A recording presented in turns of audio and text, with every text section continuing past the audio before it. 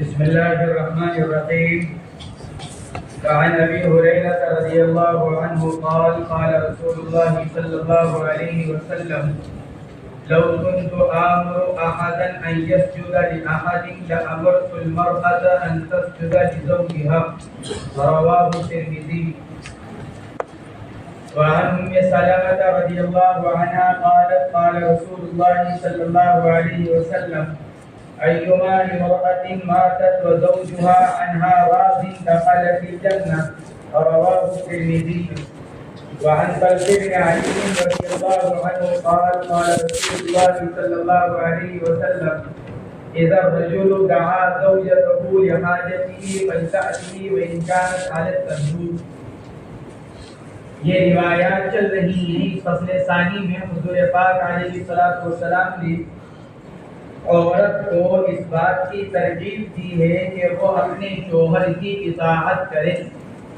شوہر کی اطاعت عورت کی اخروی کامیابی کی ضمانت ہے. ایک دیگر روایت کے اندر فرمایا گیا کہ جس نے شوہر کی اطاعت کی اس نے اللہ کی اطاعت کی. جس سے اس کا شوہر راضی اس سے اللہ راضی. ان روایات کے اندر یہی بیان کیا گیا. گویا کہ شوہر کا حق بیان کیا جا رہا ہے. فرماتے ہیں حضرت ابو ہریرہ حضور اکرم صلی اللہ علیہ وسلم نے ارشاد فرمایا لو كنت آمر واحد متکلم کا صیغہ یا پھر آمرن اس میں فاعل کا صیغہ، دونوں طرح اس کو پڑھا جاتا ہے، آمر یا آمرن. بالفرض اگر میں کسی کو حکم دینے والا ہوتا تو میں عورت کو حکم دیتا. اگر میں کسی کو حکم دیتا کہ وہ سجدہ کرے کسی کو، یعنی ایک انسان دوسرے انسان کو اگر سجدہ کر سکتا تھا تو بیوی شوہر کو سجدہ کرتی. گویا کہ شوہر کا مقام بتلایا گیا. اللہ کے غیر کو سجدہ کرنا حرام ہے. آگے روایت آئے گی کہ نبی علیہ السلام نے حضرت قیس، حضرت معاذ ان حضرات کو منع فرمایا خود اپنے آپ کو سجدہ کرنے. یہ حضرات اللہ کے نبی کو سجدہ کرنا چاہتے تھے تو آپ نے صراحتاً منع فرمایا. اسی کو فرما رہے ہیں سجدہ کرنا. اگر سجدہ غیر کو بطور عبادت ہو تو کفر ہے، اور بطور تعظیم اور ادب ہو تو حرام ہے. غیر اللہ کو سجدہ اگر بطور عبادت ہو تو حرام ہے، تو کفر ہے، اور اگر بطور تعظیم ہو تو حرام ہے. اسی لیے فرماتے ہیں لو كنت آمر، اگر میں کسی کو حکم دیتا کہ وہ سجدہ کرے کسی کو تو حکم دیتا عورت کو کہ سجدہ کرے اپنے شوہر کو. اگلی روایت حضرت ام سلمہ رضی اللہ تعالی عنہ کی، جو عورت مرے اس حال میں کہ اس کا شوہر اس سے راضی ہو تو جنت میں داخل ہو جائے گی. یا تو لایا گیا اس کو یقین کو بتلانے کے لیے، دخلت الجنہ ماضی کا صیغہ اسی لیے لایا گیا، حتمی طور پر یقینی طور پر جنت میں داخل. ماضی کا صیغہ وہاں استعمال کیا جاتا ہے جہاں بات یقینی ہو. تو دخلت الجنہ، وہ عورت جنت میں داخل ہو چکی ہے، یعنی آئندہ اس کا داخل ہونا یقینی ہے. دخلت الجنہ، وہ جنت میں داخل ہو گئی. یا مطلب یہ کہ جنت میں داخل ہوگی. سوال یہ پیدا ہوتا ہے ہر ایمان والا جنت میں داخل ہوگا؟ دیر سویر ہر ایمان والا جنت میں داخل ہوگا. محدثین نے لکھا ہے دخلت الجنہ مع السابقین، جنت میں داخل ہوگی کن کے ساتھ؟ پہلے لوگوں کے ساتھ، اولین لوگوں کے ساتھ. گویا کہ اس کے اندر بھی ترغیب دی جا رہی ہے کہ اگر جنت میں داخلہ چاہتی ہے عورت تو شوہر کو راضی کر کر جائے، دنیا سے اس حال میں جائے، یہ شوہر اس کا دنیا سے اس حال میں جائے کہ اس کا شوہر اس سے راضی ہو. حضرت طلق بن علی رضی اللہ تعالی عنہ کی روایت، حضرت طلق بن علی، طلق ابن علی ابن طلق، پوتے کا نام بھی طلق، دادا کا نام بھی طلق. طلق ابن علی ابن طلق، ابو علی ان کی کنیت ہے. یمامہ سے جو وقت آیا تھا حضور پاک علیہ السلام کے پاس، اس میں حضرت طلحہ ابن علی رضی اللہ تعالیٰ عنہ بھی تھے، اور اس وقت نے آ کر جماعت نے آ کر ایمان قبول کیا تھا، پھر جا کر اپنے علاقے والوں کو ایمان کی دعوت دی۔ مشہور صحابی ہیں، باب الوضو کے اندر ان سے روایت آتی ہے، مس ذکر سے وضو ٹوٹتا ہے کہ نہیں ٹوٹتا، شرمگاہ کو چھونے سے، ان میں انہی کی روایت آتی ہے۔ حضرت طلحہ ابن علی رضی اللہ تعالیٰ عنہ فرماتے ہیں کہ حضور اکرم صلی اللہ علیہ وسلم نے ارشاد فرمایا، جب آدمی بلائے اپنی بیوی کو اپنی مخصوص حاجت کے لیے، حاجت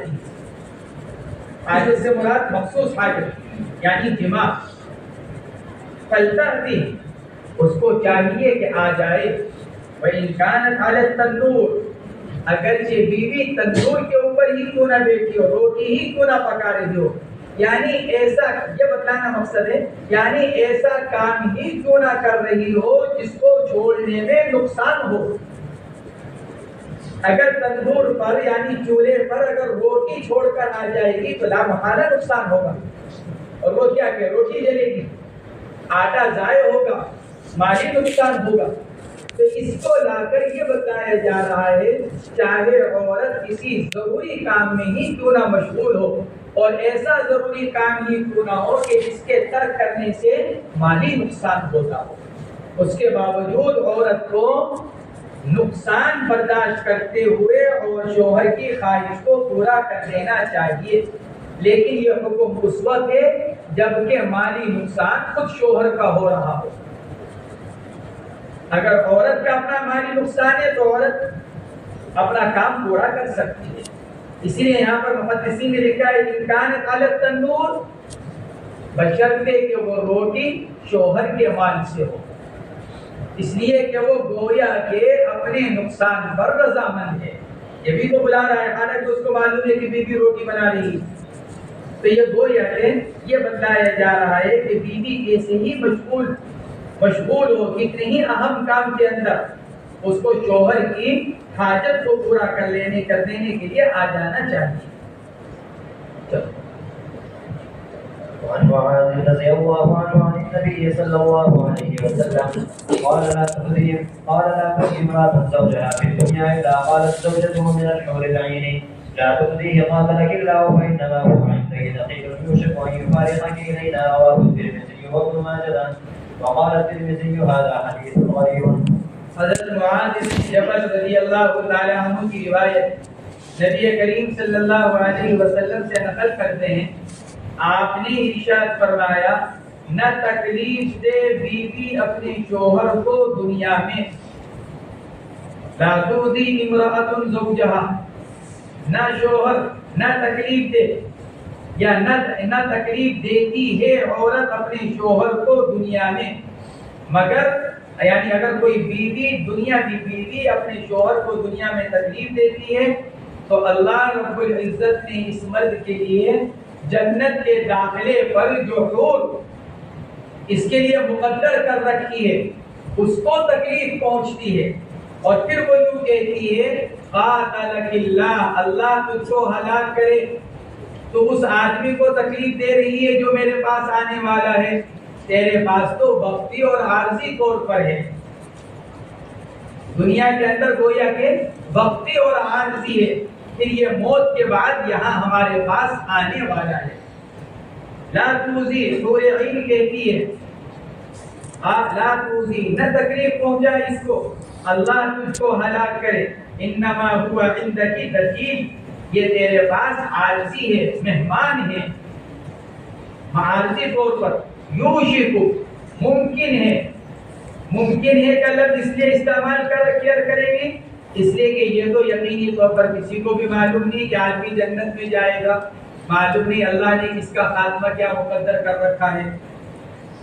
یوشک ان یفارقک الینا، ممکن ہے کہ وہ تجھ سے جدا ہو کر ہماری طرف آ جائے۔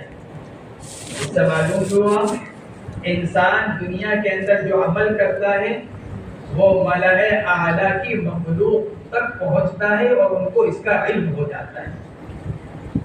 ہم دنیا کے اندر جو کام کر رہے ہیں اللہ رب العزت اس کا علم کس کو دے دیتا ہے؟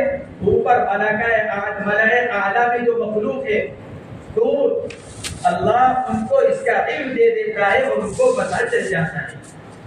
اس لیے وہ کہتی ہیں فَإِنَّمَا هُوَ عِندَكِ دَقِيقٌ يُوشِكُ أَن يُفَارِقَكِ إِلَيْنَا.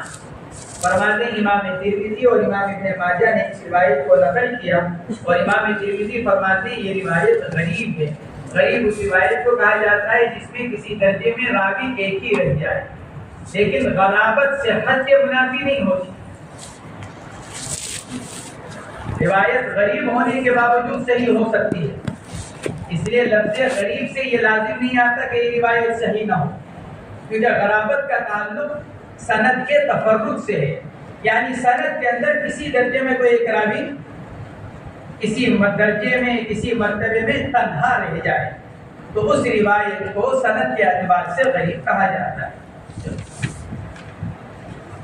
وعن حكيم بن معاوية القشيري عن أبيه قال قلت يا رسول الله ما حق زوجة أحدنا عليه؟ قال إن تطعمها إذا طعمت وتكسوها إذا اكتسيت ولا تضرب الوجه ولا تقبح ولا تهجر إلا في البيت. رواه أحمد وأبو داود وابن ماجه.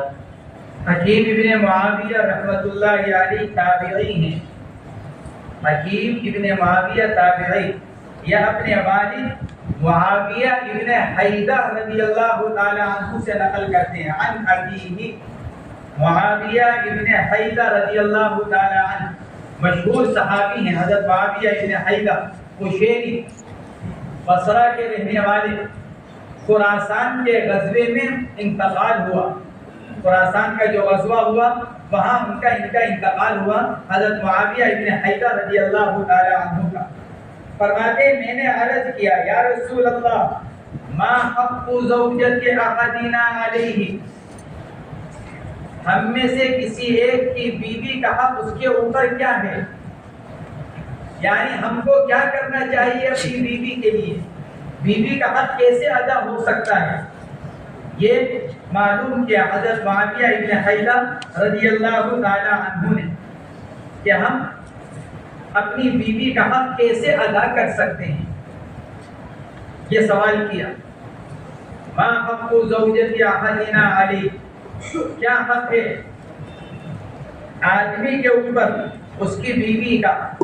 فرمایا ان تطعمها اذا طعمت وتكسوها اذا اكتسيت ولا تضرب الوجه ولا تقبح ولا تهجر الا في البيت. ارشاد فرمایا جو تم کھاؤ جب تم کھاؤ اس کو کھلاؤ. ان تطعمها اذا طعمت, جب تم کھاؤ تو اس کو کھلاؤ. جب تم لباس بناؤ اپنا نیا سوٹ بناؤ تو اس کا بھی بناؤ. وتكسوها اذا اكتسيت ولا تضرب الوجه, اس کے چہرے پر مت مارو. ولا تضرب الوجه, چہرے پر مت مارو. ولا تقبح, اس کو برے الفاظ مت کہو. لا تقبح, سخت الفاظ مت کہو اس کو, برے الفاظ. یا قبحک اللہ مت کہو, یہ جملہ مت کہو اللہ تجھ کو ہلاک کرے, اللہ تجھ کو رسوا کرے.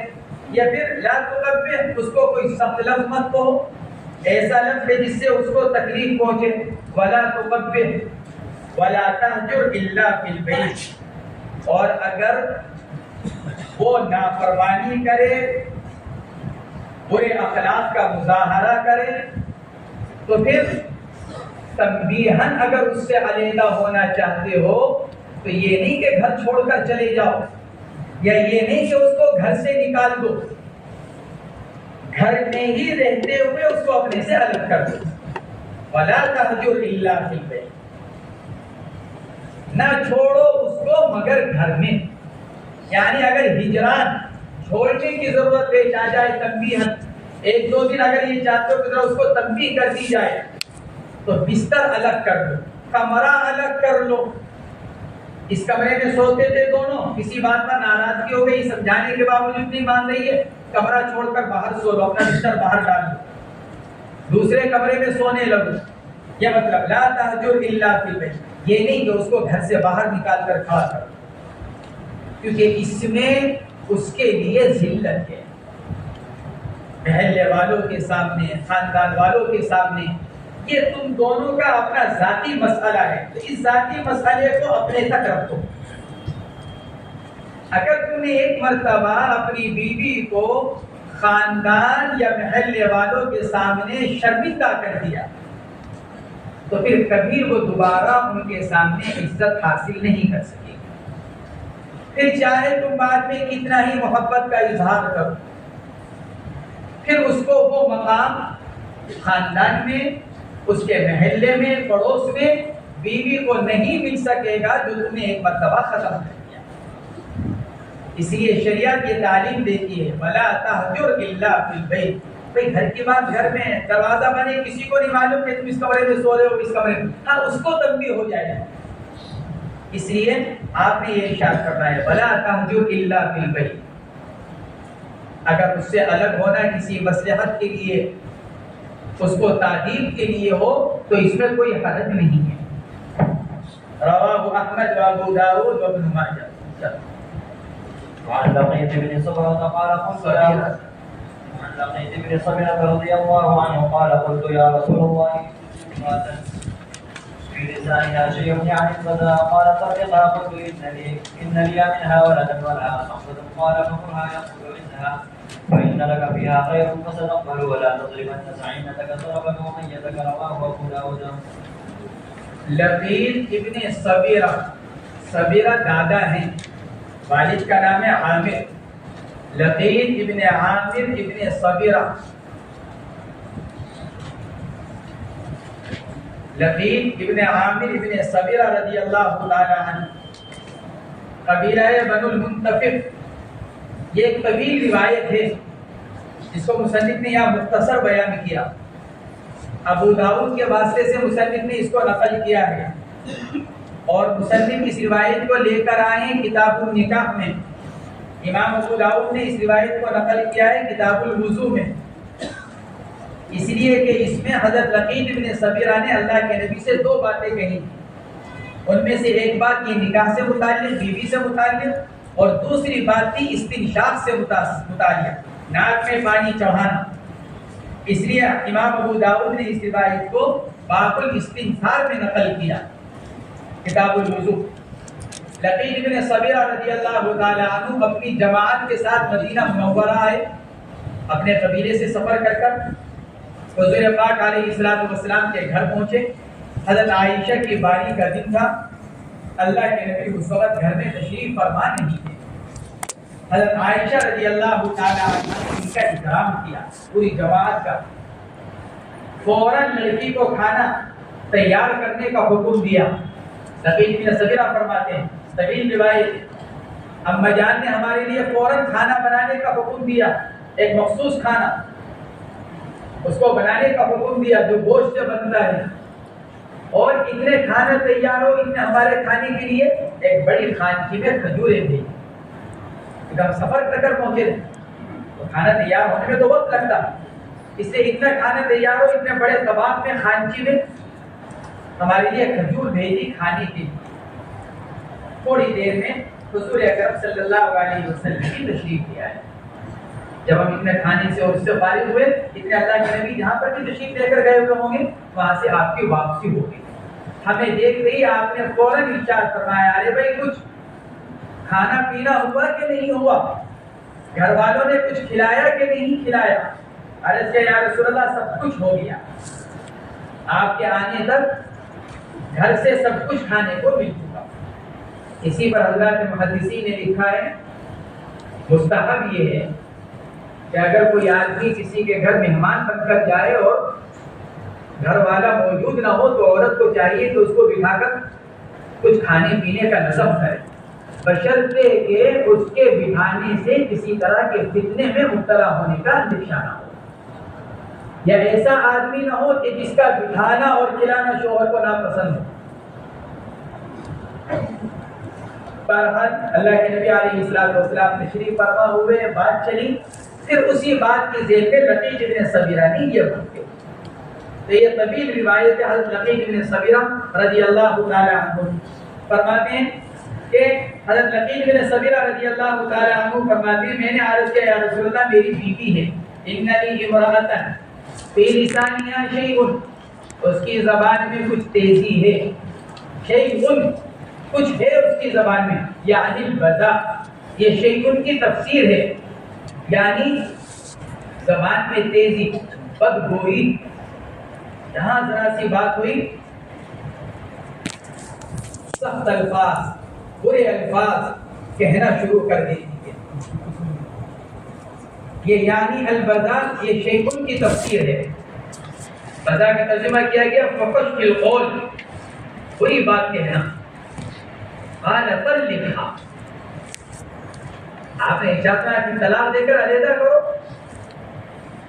اگر ایسی بد زبان ہے ذرا سی بات پر بد زبانی کرنے لگتی ہے تو طلاق دو اس کو آپ نے فوراً طلاق دینے کا حکم کیوں فرمایا آپ نے سوچا ہوگا اس وقت حضرت لقید بن صبیرہ رضی اللہ تعالیٰ عنہ کی شکایت کرنے پر کہ اگر یہ ساتھ رہے گی تو دینی نقصان ہوگا دینی نقصان اس لیے ہوگا کہ کہیں ایسا نہ ہو کہ لقید بن صبیرہ بھی کسی دن غصے میں آ جائیں کوئی غلط قدم اٹھا لے نیز بیوی کا تو نقصان ہے ہی شوہر کا اس پر جو حق ہے شوہر کی اطاعت شوہر کی فرما برداری شوہر کے ساتھ نرمی کا معاملہ حسن اخلاق کا معاملہ یہ چونکہ نہیں کر رہی ہے تو اس کا نقصان ہے اس کا بھی نقصان اس کا بھی نقصان اس لیے اس نقصان سے بچانے کے لیے آپ نے حضرت لقید بن صبیرہ سے فرمایا کہ اس کو طلاق دے کر علیحدہ کرو لیکن جب آگے حضرت لقید بن صبیرہ نے اپنا عذر بیان کیا تو آپ کو خیال ہوا کہ پھر علیحدگی میں نقصان زیادہ ہے تو آپ نے پھر اس کو روکے رکھنے کو فرما دیا عرض کیا قلت ان لی منها ولدا ولها صحبہ دو مانع بیان کیے اللہ کے نبی طلاق تو دے دو لیکن میرے اس سے بچے ہیں ان لی منها ولد مانع اول میرا اس سے بچے ہیں چھوٹے بچے اگر بیوی کو طلاق دے دی تو پھر ان کی پرورش کون کرے گا وہ تو حیران ہو جائیں گے وَلَهَا صُحْبَةٌ اور اللہ کے نبی ایک لمبا زمانہ ہو گیا نکاح صحبتٌ ای قدیمۃ کسی نے لکھا ہے صحبتٌ ای قدیمہ لمبا زمانہ ہو گیا شادی کو کافی عرصہ ہو گیا اگر میں اس کو طلاق دیتا ہوں تو اتنا لمبا زمانہ میں اس کے ساتھ گزار چکا ہوں وہ مصاحبت طلاق دینے سے روکتی ہے یہ دو معنی بیان کیے حضرت لقید بن صبیرہ رضی اللہ تعالی عنہ نے تو پھر اللہ کے نبی نے فرمایا فَمُرْهَا یقول عزها آپ نے تو فرمایا فَمُرْهَا اس کو حکم کرو تو حکم کرنے کا کیا مطلب راوی اس کی تفسیر کر رہے ہیں اے عزها یعنی آپ نے یہ ارشاد فرمایا کہ اچھا پھر اس کو حکم دو یعنی مطلب یہ کہ اس کو نصیحت کرو قرآن و حدیث کے ذریعے سے شوہر کے جو حقوق ہیں وہ بتلاؤ شوہر کی نافرمانی اور سختی پر جو مواخذہ ہوگا وہ بتلاؤ آپ نے تو لفظ استعمال کیا تھا فَمُرْهَا اس کو حکم کرو کیونکہ اس سے بات صاف نہیں ہو رہی تھی اس لیے راوی نے اس کی تفسیر کی اے عزها گویا کہ آپ کی مراد یہ تھی کہ پھر اپنی بیوی کو ذرا نصیحت کرو سمجھاؤ قرآن پاک کے ذریعے سے حدیث کے ذریعے سے اس کو سمجھاؤ تھوڑی بہت بھی اگر اس کے اندر بھلائی ہوگی تو اس نصیحت کو قبول کرے گی ولا تضربن اور ولا تضربن ہرگز مت مارنا اپنی بیوی کو زغینتک زغینہ اس عورت کو کہا جاتا ہے جو ہودج میں ہوتی ہے اونٹ کے اوپر جو پالنا رکھا ہوا ہوتا ہے اس کے اندر پالکی جس کو کہتے ہیں ہودج جب عورت اس کے اندر ہوتی ہے تو اس کو زغینہ کہا جاتا ہے اور پہلے زمانے کے اندر جو شریف عورتیں ہوا کرتی تھی وہی اس کے اندر بیٹھتی تھی کہیں آنے جانے میں. پھر اس کے بعد اس معنی کے اس لفظ کے معنی میں وسعت کر دی گئی اور اس کا اطلاق مطلق بیوی کے اوپر ہونے لگا. اپنی بیوی کو ہرگز مت مارنا ایسا جیسا آدمی اپنی باندی کو مارتا ہے. ضرب کا امیہ تک، امیہ تصغیر ہے امتن کی. جیسے آدمی اپنی باندی کو مارتا ہے ایسے آدمی اپنی بیوی کو نہ مارے. وہ یا کہ کچھ تو رخصت دی جا رہی ہے خود قرآن پاک کے اندر بھی ہے. آگے بھی روایت آ رہی ہے کہ حضرت ایاس ابن عبداللہ رضی اللہ تعالی عنہ کی. پڑھو اسی پر سلام کرو. وعن إياس بن عبد الله قال قال رسول الله صلى الله عليه وسلم لا تضربوا إماء الله فجاء عمر إلى رسول الله صلى الله عليه وسلم وقال ضربن النساء على أزواجهن فرخص في ضربهن فأطاف بآل رسول الله صلى الله عليه وسلم نساء كثير يشكون أزواجهن فقال رسول الله صلى الله عليه وسلم لقد طاف بآل محمد نساء كثير يشكون أزواجهن ليس أولئك بخياركم. رواه أبو داود وابن ماجه والدارمي. حضرت ایاس ابن عبداللہ ان کے صحابی ہونے میں اختلاف ہے. ایاس ابن عبداللہ امام بخاری، امام احمد ابن حنبل اور امام ابن حبان ان حضرات کی رائے یہ ہے کہ یہ صحابی نہیں ہے. ان کو اللہ کے نبی علیہ الصلوۃ والسلام کی صحبت حاصل نہیں ہوئی بلکہ ان کو ثقہ تابعین میں شمار کیا گیا. لیکن حافظ ابن الاسیر وغیرہ دیگر محدثین اور محققین کی رائے یہ ہے کہ یہ صحابی ہیں. امام ابو داؤد رحمۃ اللہ علیہ کے کلام سے بھی یہی معلوم ہوتا ہے.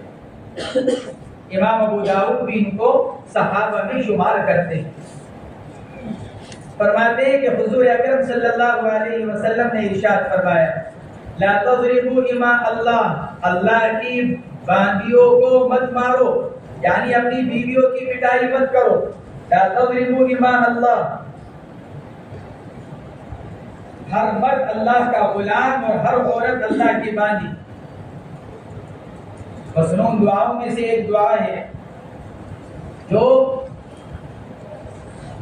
سیخ کے وقت کوئی پریشانی آ گئی ہو، کوئی سیخ الجھن والی بات پیش آ گئی ہو. حدیث پاک کے اندر فرمایا گیا کسی کو کوئی الجھن، کوئی سیخ، کوئی دشواری پیش آ رہی ہے تو اس دعا کو اگر پڑھے گا تو اللہ اس کی برکت سے اس کو اس مشکل اور سیخ سے نکال دے گا. مشہور دعا ہے اللہم انی عبدک وابن عبدک وابن امتک، اے اللہ میں تیرا بندہ، تیرے بندے کا بیٹا. انی عبدک وابن عبدک وابن امتک، تیری باندی کا بیٹا. طویل دعا ہے اللہم انی عبدک وابن عبدک وابن امتک ماض فی حکمک عدل فی قضاؤک اسألک اللہم بکل اسم هو لک سمیت به نفسک او انزلته فی کتابک او علمته احدا من خلقک او استأثرت به فی علم الغیب عندک ان تجعل القرآن العظیم ربیع قلبی وجلاء حزنی وذهاب ہمی وغمی. یہ مسنون دعا ہے. اللہ کے نبی علیہ السلام نے اس کو سیخ کے وقت میں، پریشانی کے وقت میں، حالات سخت ہو رہے ہیں اس وقت میں پڑھنے کی تاکید فرمائی. تو اسی اعتبار سے کہا جا رہا ہے لا تضربوا اماء اللہ، کیونکہ ہر عورت اللہ کی گویا کے باندھی. مت مارو اللہ کی باندیوں کو. یا اپنے صحابہ کرام کو حکم دیا، یعنی اپنی بیویوں کی پٹائی مت کرو. صحابہ کرام رک گئے. جو لوگ تھوڑا بہت مارتے تھے تنبیہن وہ بھی رک گئے. فجاء عمر الى رسول اللہ صلی اللہ علیہ وسلم، حضرت عمر رضی اللہ تعالیٰ عنہ حاضر خدمت ہوئے اور عرض کیا ذکرنا النساء، اللہ کے نبی عورتیں تو جلی ہو گئی، عورتیں تو جلی ہو گئی یا عورتیں تو نافرمان ہو گئی کیونکہ ان کو پتہ چل گیا کہ ان کی پٹائی نہیں ہوگی، بس زبانی کرنے لگی، زبان لڑانے لگی، بات ماننے سے انکار کرنے لگی، کیونکہ ان کو پتہ چل گیا کہ آپ نے مارنے سے منع فرما رکھا ہے اور ہم میں سے کوئی مارے گا نہیں، سختی نہیں کرے گا، تو وہ تو جلی ہو گئی، نافرمان ہو گئی۔ علی ازواجہن، اپنے شوہروں کے اوپر، فرخص فی ضربہن، تو آپ نے ان کو مارنے میں، تعذیباً مارنے کی آپ نے اجازت مرحمت فرما دی، رخصت دی۔ جب حضرت عمر فاروق رضی اللہ تعالیٰ عنہ نے آ کر شکایت کی تو حضور پاک علیہ الصلوۃ والسلام نے گنجائش مرحمت فرما دی ان کی پٹائی کرنے کی۔ فَأَطَافَ بِآلِ رسول اللہ صلی اللہ علیہ وسلم نساء کثیر، تھوڑے ہی دن گزرے تھے، بہت ساری عورتیں ازواج مطہرات کے پاس آ گئیں، جمع ہو گئی گھروں میں۔ فَأَطَافَ اجتماع، جمع ہو گئی، آ گئی آل رسول کے پاس، بہت ساری عورتیں مدینہ منورہ کی جن کو ان کے شوہروں نے پٹائی کی تھی، وہ سب جمع ہو گئی۔ یشکون ازواجہن، اپنے شوہروں کی سختی اور مال پٹائی کی شکایت کرتے، شکایت کر رہی تھی اپنے شوہروں کی۔ ازواج مطہرات نے اللہ کے نبی سے عرض کیا تو آپ نے صحابہ سے فرمایا، فقال رسول اللہ صلی اللہ علیہ وسلم، یہ آپ صحابہ سے فرما رہے ہیں، لقد طاف بآل محمد نساء کثیر، ارے بھائی آل محمد کے پاس بہت ساری عورتیں آئی تھیں جو اپنے شوہروں کی شکایت کر رہی تھیں۔ عورتیں کس کے پاس آئی تھیں؟ ازواج مطہرات کے پاس۔ محدثین نے لکھا ہے، روایت کے الفاظ ہیں آل محمد، معلوم ہوا کہ ازواج آل میں داخل ہیں۔ بہت سے لوگ یہ کہتے ہیں کہ ازواج مطہرات اہل بیت میں شامل نہیں، لیکن یہاں اس روایت کے اندر عورتیں جو آئیں تھیں ازواج مطہرات کے پاس، اور ان ازواج مطہرات کو تعبیر کیا جا رہا ہے آل سے، تو معلوم ہوا کہ ازواج مطہرات آل میں داخل ہیں۔ یشکون ازواجہن لیس اولئک بخیارکم، دیکھو اپنی بیویوں کو جو مار رہے ہیں وہ بہتر لوگ نہیں ہیں۔ لیس اولئک، وہ یعنی جو مار رہے ہیں اپنی بیویوں کو، وہ کیا ہیں؟ لیس بخیارکم، وہ تمہارے اچھے لوگ نہیں ہیں، برے لوگ ہیں، اپنی بیویوں کو مارنے والے۔ انسانی نقطہ نظر سے آگے بھی اور روایات آ رہی ہیں بیوی کو مارنے سے متعلق، قبل میں بھی روایتیں آئی ہیں۔ انسانی نقطہ نظر کے اعتبار سے مرد اور عورت یکساں مرتبے کے حامل ہیں۔ انسانی نقطہ نظر کے اعتبار سے مرد ہو یا عورت، دونوں کیا ہیں؟ یکساں مرتبے کے حامل، اور اسلام کی نظر میں عورت کو بھی وہی شرف اور مقام حاصل ہے جو ایک مرد کو حاصل ہے، کوئی فرق نہیں، ایک عام مرد ایک عام عورت۔ اسلام نے دونوں کو برابر رکھا ہے، مقام کے اعتبار سے، شرف و عزت کے اعتبار سے۔ ہاں لیکن جب ایک مرد اور ایک عورت رشتہ ازدواج میں منسلک ہو جائے، میں مرد ہوں اور عورتیں ہیں پورے محلے کی، پورے خاندان کی، اسلام کی نظر میں اور وہ عورتیں سب برابر ہیں، مجھے ان کے اوپر کوئی فوقیت حاصل نہیں۔ اس کے بارے میں تو کیا فرمایا گیا قرآن میں؟ ان اکرمکم عند اللہ اتقاکم۔ اسلامی نقطہ نظر سے، انسانی نقطہ نظر سے برابر، لیکن جب ایک مرد اور ایک عورت ازدواجی رشتے میں بندھ جائے تو پھر اب اس رشتے کی وجہ سے دونوں میں فرق آ جاتا ہے۔ ایک تو عمومی اعتبار سے مرد اور عورت، اسلام کے اوپر یہ اعتراض کیا جاتا ہے کہ اسلام نے عورت کو باندھی بنا دیا، اسلام نے تو عورت کو عزت دی ہے، کسی مذہب میں عورت کو وہ عزت حاصل نہیں جو مذہب اسلام میں حاصل ہے۔ یہ نادان اور بے وقوف گھر سے باہر عورت کی ملازمت کرنے کو اس کی عزت اور آزادی تصور کرتے ہیں، اور گھر میں رہنے کو اس کی غلامی تصور کرتے ہیں۔ حالانکہ عورت گھر سے باہر نکل کر بانی بنتی ہے اور گھر کے اندر ملکہ ہے۔ گھر سے باہر نکلی بانی بنی، اس کی سنے گی، اس کی سنے گی، اس کی سنے گی، جہاں پر بھی بیٹھی ہے، ایئرپورٹ پر بٹھا دیا، فیکٹری میں بٹھا دیا، اسپتال میں بٹھا دیا، اسٹیشن پر بٹھا دیا، 50 لوگوں کی باتیں سن رہی ہے، 50 لوگوں کی غلط نگاہ کو جھیل رہی ہے۔ اس کو باندھی، اس کو بے عزت کر دیا۔ اسلام نے اس کو عزت دی ہے گھر میں بٹھا کر، گھر کی ملکہ، جو کچھ ہے تمہارا، جس طرح چاہے خرچ کرو، جو چاہو پکاؤ، جو چاہو کھاؤ، جو چاہے پہنو، اور بھی نہیں پوچھتا۔ ہاں، اسی کی طرف سے نافرمانی ہو تو بات دوسری ہے، وہی بد اخلاق ہو تو بات دوسری ہے، ورنہ اگر عورت کی طرف سے شوہر کو کوئی شکایت نہ ہو تو 90% شوہر یہ نہیں دیکھتے کہ گھر میں کیا کر رہا ہے، بیوی کیا خرچ کر رہی ہے، کیا کر رہی ہے، شوہر نہیں دیکھتا۔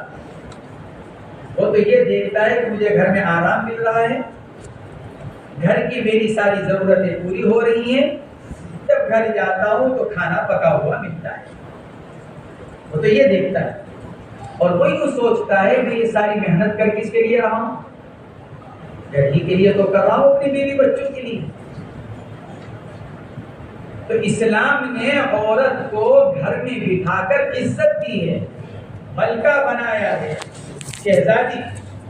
اور آج کے ترقی یافتہ لوگوں نے عورت کو گھر سے نکال کر باندھی بنایا ہے، ملازمہ بنایا ہے، گھر سے نکال کر اس کو بے عزت کر دیا ہر ایک کی نگاہ میں۔ کوئی عزت کی نگاہ سے نہیں دیکھتا باہر ملازمت کرنے والے عورت کو، مردوں کو عزت کی نگاہ سے دیکھا جاتا ہے۔ جو مرد گھر میں پڑا ہوا ہے وہ عیب کی نگاہ سے دیکھا جاتا ہے، جو مرد کما رہا ہے وہ عزت کی نگاہ سے دیکھا جاتا ہے، اور عورت اس کے برعکس جو گھر میں گھر کو بہت اچھے انداز میں سنبھالی ہوئی ہے وہ عزت کی نگاہ سے دیکھی جاتی ہے، اور جو باہر گھوم رہی ہے، پھر رہی ہے، سارا وقت اپنا گھر سے باہر نکال رہی ہے اور گھر کا کچھ پتہ نہیں، اس کو عزت کی نگاہ سے نہیں دیکھا جاتا۔ معاشرے تو میں یہ کہہ رہا تھا کہ جب میاں بیوی بن جاتے ہیں، مرد اور عورت رشتہ ازدواج میں منسلک ہو جاتے ہیں، تو پھر ایک معاشرت کی حیثیت میں تھوڑا فرق آ جاتا ہے۔ معاشرت کے اعتبار سے رہن سہن، معاشرت رہن سہن، میل جول، اس اعتبار سے دونوں کے درمیان میں ایک فرق آ جاتا ہے، اور وہ یہ کہ خاوند کو بیوی پر ایک مخصوص برتری حاصل ہو جاتی ہے۔ شوہر ہونے کے ناطے، مرد ہونے کے ناطے نہیں، مرد ہونے کے ناطے تو عورت کے برابر ہے، شوہر ہونے کے ناطے اس کو بیوی پر ایک طرح کی برتری حاصل ہو جاتی ہے، جس کا تعلق انسانی شرافت سے نہیں، اس کا تعلق رشتہ نکاح سے ہے۔ قرآن کہتا ہے الرجال قوامون علی النساء، اس کا مطلب وہی ہے، وہ رشتہ نکاح۔ اس کے بعد مرد کو کہا جا رہا ہے کہ مرد قوام ہے، یعنی گھر کا ذمہ دار۔ مرد کیا ہے؟ گھر کا ذمہ دار، عورتوں پر ذمہ دار بنایا گیا ہے مردوں کو، شوہر ہونے کی حیثیت سے اس کی ذمہ داری ہے۔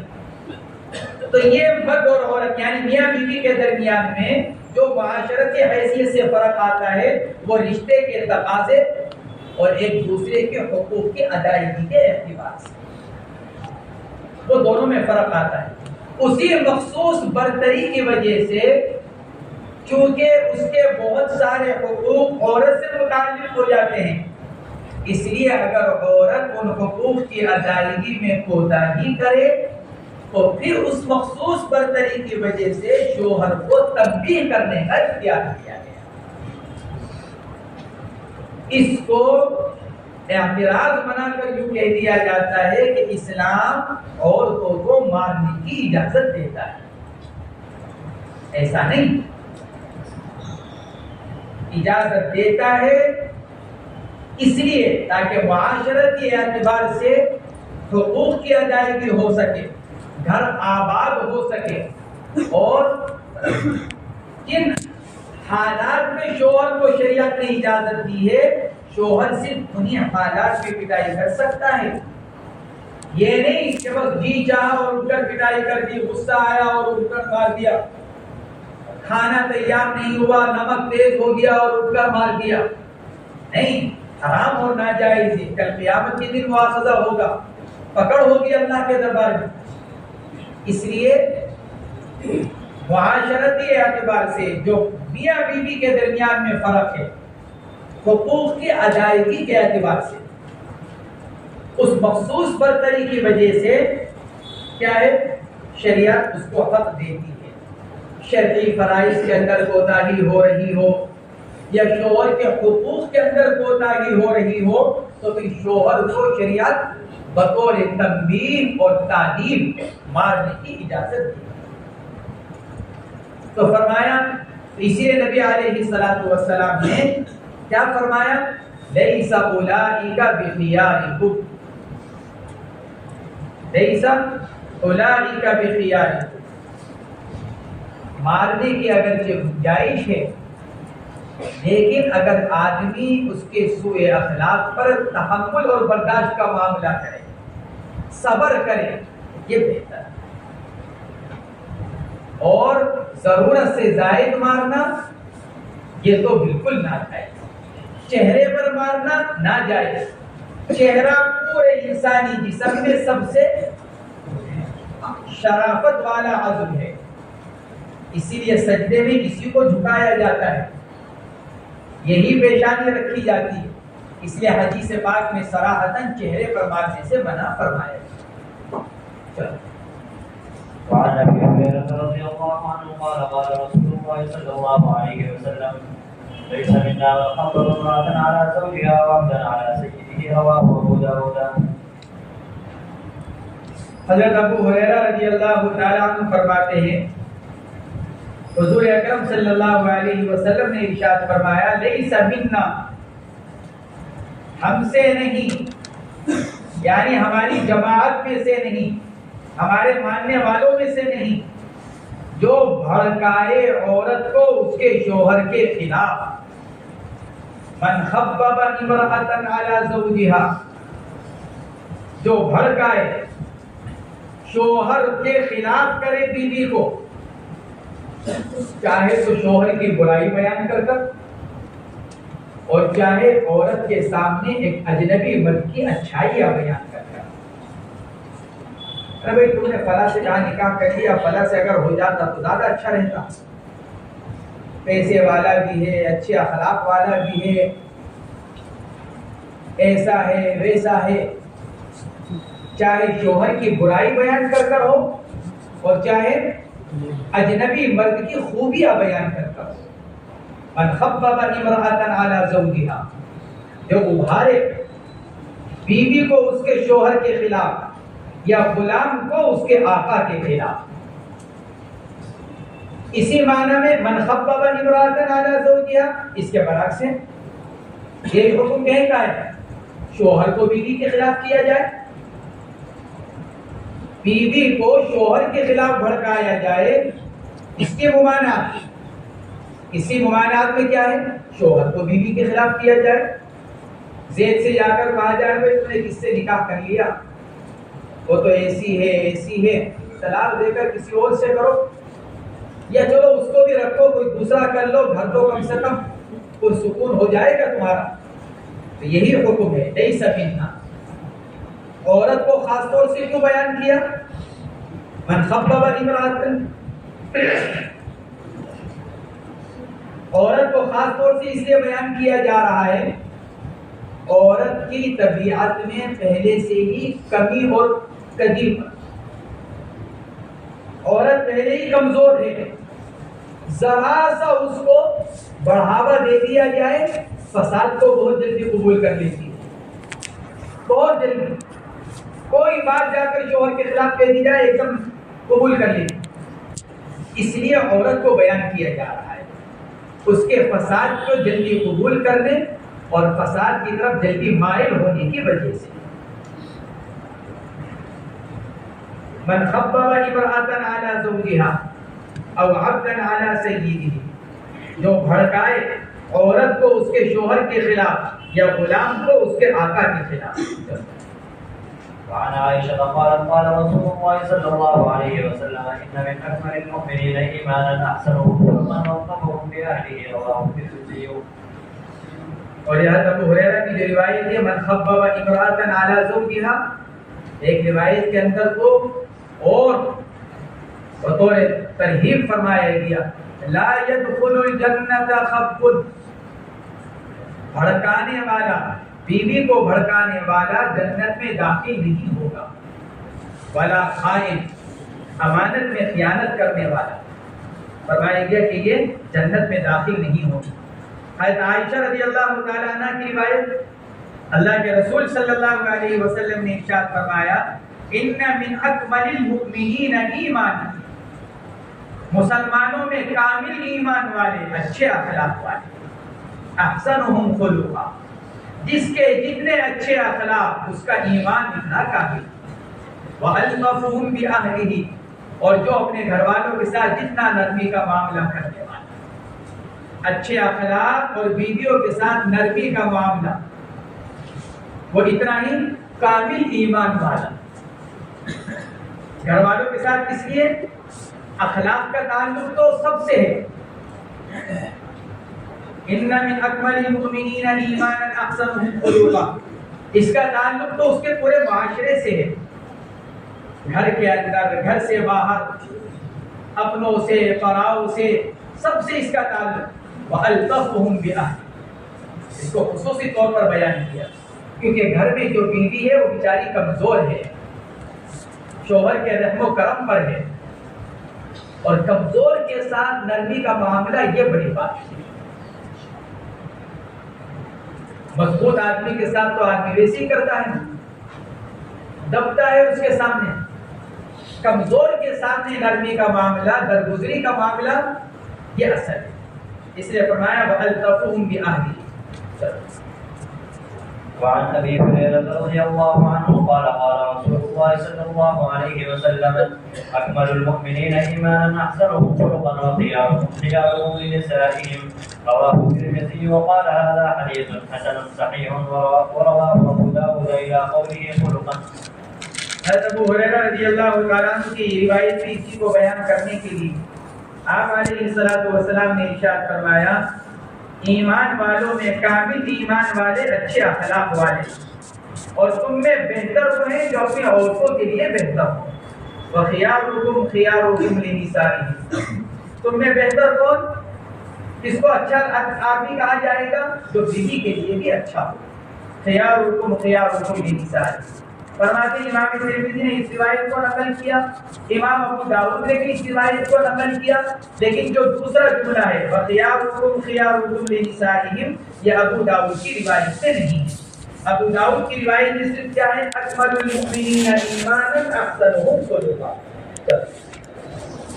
وعن عائشة رضي الله عنها قالت قدم رسول الله صلى الله عليه وسلم من غزوة تبوك أو حنين وفي سهوتها ستر فهبت ريحا فكشفت ناحية الستر عن بنات لعائشة رعب، فقال ما هذا يا عائشة؟ قالت بناتي، ورأى بينهن فرسا له جناحان من نطاع، فقال ما هذا الذي يرى وسطهن؟ قال فرس، وقال ما هذا الذي عليه؟ قالت جناحان، قال الجناحان، قال فرس له جناحان، قال أما سمعت أن لسليمان خيلا لها أجنحة؟ قالت وضحك حتى رأيت نماذجه، رواه أبو داود۔ یہ حضرت عائشہ رضی اللہ تعالی عنہا حضور پاک علیہ الصلوۃ والسلام کا اپنے ساتھ ایک معاملہ نقل کر رہی ہیں، یعنی کیسے اللہ کے نبی علیہ الصلوۃ والسلام شوہر ہونے کی حیثیت سے بیوی کے ساتھ ہنسی مذاق کا معاملہ فرمایا کرتے تھے۔ یہ نہیں کہ تیوریاں چڑھا کر آپ گھر میں داخل ہوتے، بلکہ آپ بالکل نرم بن کر، جب دوسروں کا آپ فرما رہے ہیں وَأَلْطَفُهُمْ بِأَهْلِهِ، جو اپنے گھر والوں کے ساتھ زیادہ نرمی کا معاملہ کرنے والا وہ زیادہ کامل ایمان والا، اور سب سے کامل ایمان والے کون؟ حضور اکرم صلی اللہ علیہ وسلم، سب سے زیادہ کامل ایمان والے، تو سب سے زیادہ گھر والوں کے ساتھ نرمی کا معاملہ بھی اللہ کے نبی کرنے والے۔ ہاں جب کوئی بات دینی اعتبار سے پیش آ جائے تو بات دوسری ہے، جیسے آپ نے بعض معاملات میں ناراضگی کا اظہار فرمایا، لیکن وہ معاملہ دین کا تھا، دنیاوی اعتبار سے، معاشرت کے اعتبار سے اللہ کے نبی علیہ الصلوۃ والسلام اپنی ازواج مطہرات کے ساتھ انتہائی نرمی کا معاملہ کرنے والے۔ حضرت عائشہ فرماتی ہیں قدیم رسول اللہ صلی اللہ علیہ وسلم من غزوۃ تبوک او حنین، یہ شک راوی کی طرف سے ہے، راوی کو یہ یاد نہیں رہا کہ حضرت عائشہ نے غزوہ تبوک کہا تھا یا غزوہ حنین، یہ ہے مطلب حضرت عائشہ کو شک نہیں، حضرت عائشہ کو تو معلوم ہے کہ کون سے غزوے سے واپسی کا یہ معاملہ ہے، راوی بھول گئے، ان کو شک پیدا ہوا۔ حضرت عائشہ سے نقل کرنے والے قدیم رسول اللہ صلی اللہ علیہ وسلم من غزوۃ تبوک او حنین، غزوہ تبوک سن 9 میں ہوا، غزوہ حنین سن 7 میں ہوا۔ حنین کا واقعہ 7 ہجری کا، تبوک کا واقعہ 9 ہجری کا۔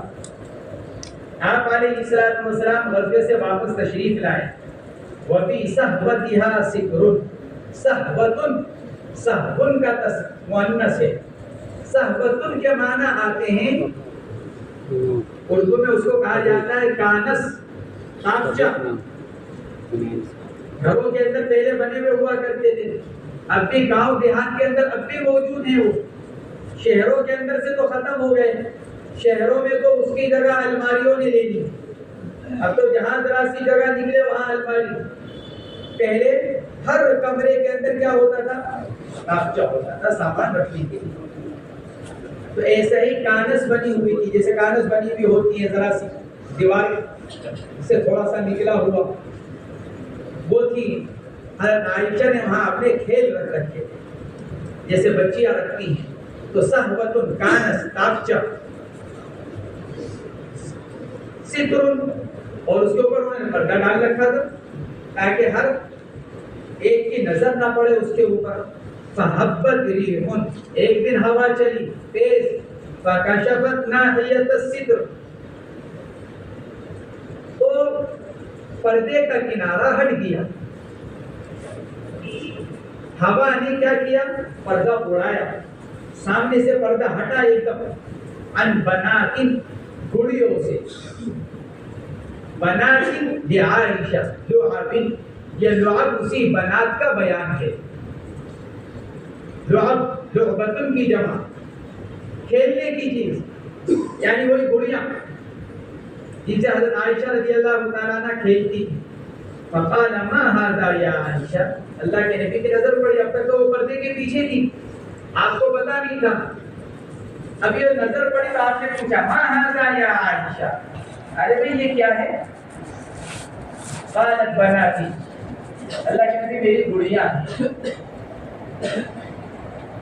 پہلے بتایا جا چکا ہے کہ وہ گڑیاں ایسی جن کا چہرے ہیں۔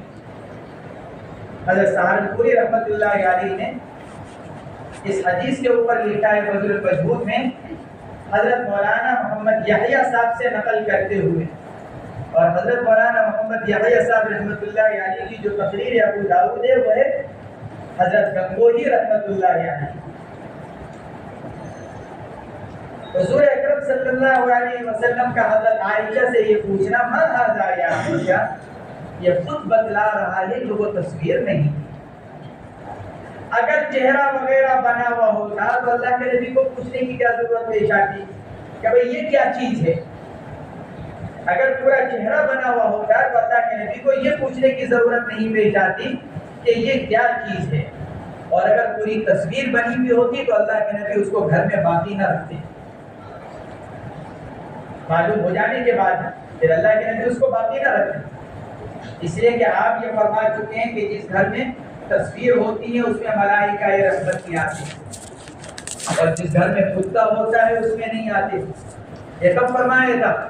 جب ایک مرتبہ اللہ کے نبی گھر میں تشریف لائے دروازے پر، اور گھر کے دروازے پر کھڑے ہو گئے، اندر داخل نہیں ہوئے۔ حضرت عائشہ رضی اللہ تعالیٰ عنہ نے عرض کیا یا رسول اللہ تشریف لائے، فرمایا کہ جس گھر میں کتا اور تصویر ہوتی ہے نبی اس گھر میں نہیں آتا۔ کہ اللہ کے نبی گھر پہ تو کتا نہیں ہے، اس لیے کہ ملائکہ رحمت نظر نہیں آ رہے ہیں۔ تلاش کیا تو بستر کے نیچے سے کتے کا چھوٹا سا بچہ نکلا تھا، جس کو حضرت عائشہ لے کر نہیں آئی، خود سے آ گیا تھا۔ جب اللہ کے نبی علیہ الصلوۃ والسلام اس کتے کے بچے کی وجہ سے، جس کو حضرت عائشہ نہیں لے کر آئی، ان کو پتا بھی نہیں، اللہ کے نبی گھر میں تشریف نہیں لا رہے ہیں، تو اگر یہ تصویر ہوتی تو کیسے اللہ کے نبی حضرت عائشہ کو اجازت دے دیتے؟ اور اگر تصویر ہوتی تو کیوں نہیں اللہ کے نبی کو پتہ بتلا دیا جاتا، جسے کتے کے بارے میں پتہ چل گیا تھا؟ یہ حضرت گوزونی کی تقریر میں ہے، عثمان یحییٰ صاحب نے نقل کیا، جیسے کتے کے بارے میں اللہ کے نبی کو بتا دیا گیا تھا، تصویر کے بارے میں بھی بتا دیا جاتا کہ گھر میں تصویریں ہیں، آپ اندر نہ تشریف لے جائیں۔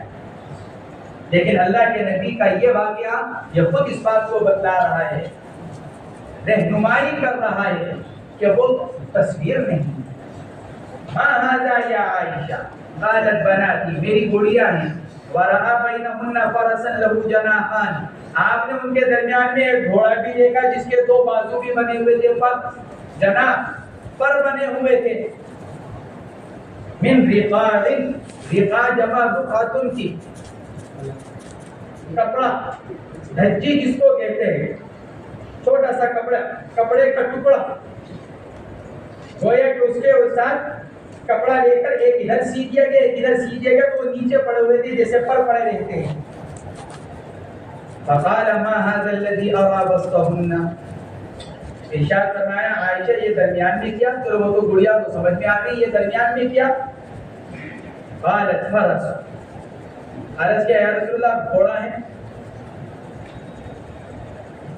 قال وما هذا الذي علم، ارشاد فرمایا کہ یہ گھوڑے پر کیا لگا ہوا ہے؟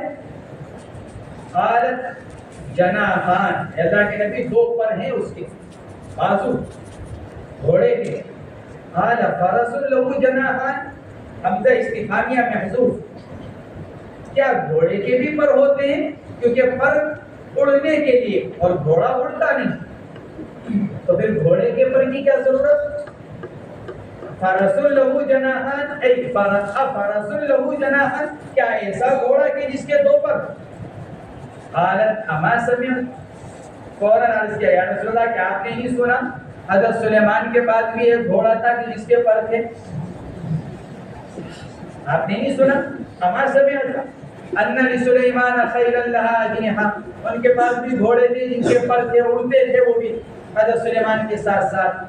قالت فضحک حتی رأیت نواجسہ، اما جان فرماتی ہیں آپ ہنسنے لگے، ضحک کا تعلق منہ کے کھلنے سے، تبسم منہ بند، مسکراہٹ جس کو کہا جاتا ہے، یہ ہے تبسم، مسکراہٹ، ضحک منہ کھل جائے، فضحک آپ مسکرانے ہنسنے لگے، حتی رأیت نواجسہ، نواجس کے دو معنی کیے گئے، نواجس دانت، یہ اندر کے دانت، بعض ادب لکھا ہے نواجس سے مراد ہے یہ سامنے کے جو چار دانت ہیں، ان چار دانتوں کے برابر میں جو یہ دانت ہیں، یہ مراد یہ کہ اللہ کے نبی علیہ الصلوۃ والسلام کھل کھلا کر ہنس پڑے، باقاعدہ آپ کا منہ کھلا ہنستے ہوئے، جسے آدمی کھل کھلا کر ہنستا ہے، آپ علیہ الصلوۃ والسلام اس طرح مسکرانے لگے۔ قيس بن سعد رضي الله عنه قال أتيت الحيرة فرأيتهم يسجدون لقبل ذلكهم فقلت لرسول الله صلى الله عليه وسلم أحق أن يسجد لكم فأتيت رسول الله صلى الله عليه وسلم فقلت إني أتيت الحيرة فقلت إني أتيت الحيرة فرأيتهم يسجدون لمرزبان عندهم فأنت أحق بأن يسجد لك. فقال لي أرأيت لو مررت بقبري أكنت تسجد له؟ فقلت لا. فقال لا تفعلوا. لو كنت آمر أحدا أن يسجد لأحد لأمرت النساء أن يسجدن لأزواجهن لما جعل الله لهم عليهن من حق. رواه أبو داود ورواه أحمد عن معاذ بن جبل. اس روایت کے اندر بھی بتلایا جا رہا ہے کہ شوہر کا بیوی پر کیا حق ہے. فرماتے ہیں حضرت قیس ابن سعد رضی اللہ تعالی عنہ کی روایت. قیس ابن سعد ابن عبادہ انصاری خزرجی صحابی ہیں مشہور، بڑے صحابہ کرام میں سے ہیں قیس ابن سعد رضی اللہ تعالی عنہ. اللہ کے نبی علیہ الصلوۃ والسلام جب مکہ مکرمہ تشریف لے گئے تھے تو یہ پہرے داری فرماتے تھے. جیسے عمرہ کے دروازوں پر پہرے دار رہتے ہیں تو چونکہ ذرا خطرہ تھا تو حضرت قیس بن سعد رضی اللہ تعالیٰ عنہ پہرے دار بنے ہوئے تھے. حضرت علی رضی اللہ تعالیٰ عنہ نے ان کو مصر کا گورنر بنایا تھا. حضرت علی کی شہادت تک حضرت علی کے ساتھ ہی رہے. سن 60 ہجری میں مدینہ منورہ میں انتقال ہوا حضرت قیس بن سعد رضی اللہ تعالیٰ عنہ. کچھ حضرات ایسے تھے کہ جن کی داڑھی کے بال نہیں نکلے، چہرہ بالکل صاف. صحابہ میں سے قیس ابن سعد اور عبداللہ ابن زبیر، صحابہ میں سے قیس ابن سعد اور عبداللہ ابن زبیر.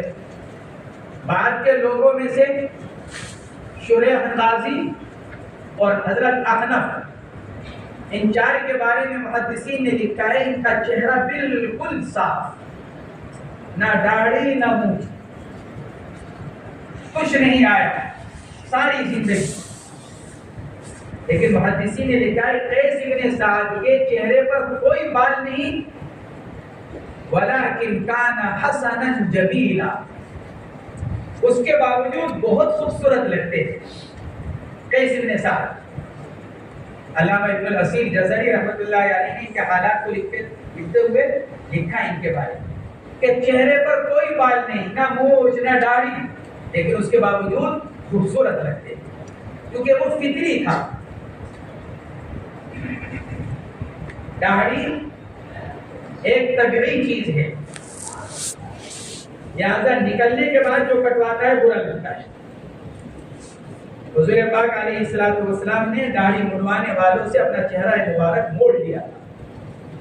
جب آئے تھے وہ کسرا کے قاصد بن کر، اللہ کے نبی کے پاس کسرا کے قاصد آئے تھے، داڑھی مونڈے تھے، آپ نے چہرہ موڑ لیا. فرمایا یہ کیا کر رکھا ہے؟ فوراً فرمایا یہ کیا کر رکھا ہے؟ تو انہوں نے کہا امرنا ربنا، اپنے بادشاہ کو اپنا رب قرار دیا. ہمارے بادشاہ نے ہم کو یہی کرنے کا حکم دے رکھا ہے. آپ علیہ الصلوۃ والسلام نے فرمایا لیکن میرے رب نے مجھ کو داڑھی رکھنے کا حکم دیا ہے. تمہارا جو رب یعنی بادشاہ ہے اس نے تمہیں داڑھی منڈانے کا حکم دے رکھا ہے، تو میرے رب نے مجھ کو داڑھی رکھنے کا حکم دیا. اس لیے داڑھی منڈانے والا برا لگتا ہے. ہمارے پیر صاحب تو اس برائی کا اظہار ہاتھ سے کیا کرتے ہیں. جہاں کوئی داڑھی منڈا آیا اور برا لگتا ہے وہ تو ہاتھ اٹھایا کرتے ہیں. بہرحال تو قیس ابن سعد کے خلقتاً نہیں، عبداللہ ابن زبیر کے بھی نہیں. قیس ابن سعد کہتے ہیں اتیت الحیرہ، حیرہ شہر کا نام ہے. معجم البلدان میں لکھا ہے کوفہ کے قریب ایک شہر حیرہ، کوفہ سے 3 میل دور نجف کے علاقے میں. نجف کا علاقہ مشہور ہے. نجف کے علاقے میں کوفہ سے 3 میل دور بحر فارس سے متصل یہ شہر. حضرت قیس بن سعد وہاں گئے. فرماتے ہیں رأیتہم یسجدون لمرزبان، مرزبان مرزب زبان، میم کا فتحہ جیم کا ضمہ دونوں طرف، اور اس کو منصرف بھی پڑھا گیا غیر منصرف بھی پڑھا گیا. اس کے معنی آتے ہیں مرزبان کے معنی سردار، بادشاہ نہیں سردار. اسی لیے اس کا ترجمہ کیا جاتا ہے نائب کا، بادشاہ کا نائب، برزبان ایرانی بادشاہ اس کا نائب یعنی سردار۔ تو میں نے ان کو دیکھا کہ وہ اپنے سردار کو سجدہ کرتے ہیں۔ فَقُلْتُ لَرَسُولُ اللَّهِ صلی اللہ علیہ وسلم أَحَقُّ أَن يُسْجَدَ لَهُ، میں نے اپنے دل میں کہا اللہ کے نبی علیہ السلام زیادہ حقدار ہیں کہ ان کو سجدہ کیا جائے۔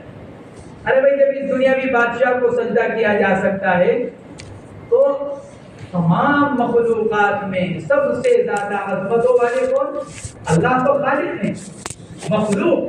مخلوقات میں سب سے زیادہ عظمتوں والے حضور اکرم صلی اللہ علیہ وسلم۔ لما جعل اللہ لهم علیہن من حق